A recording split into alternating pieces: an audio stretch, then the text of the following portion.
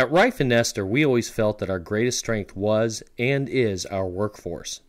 Our union machinists take great pride in their work and in producing an outstanding American-made product. Much of American manufacturing has moved overseas over the past decades, but Reiff Nester is still here, still hanging tough, and still confident that American manufacturing will rebound and stand strong in the second decade of the new century.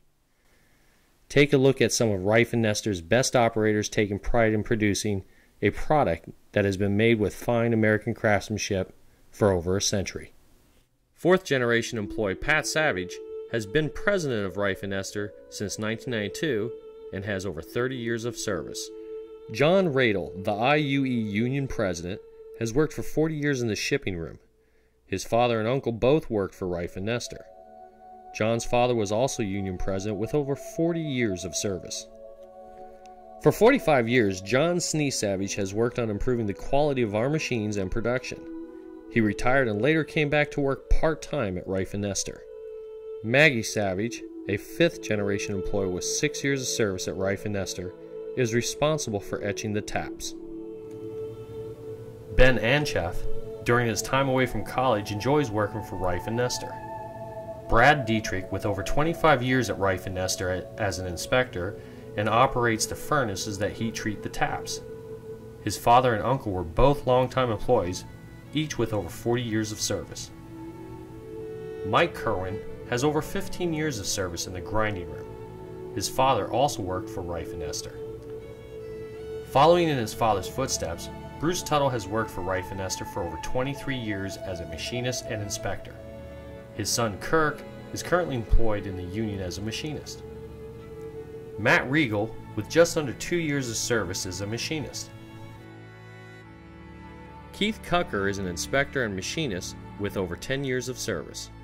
With 30 years of service, Bill Miller is a foreman and machinist in the milling and thread grinding department.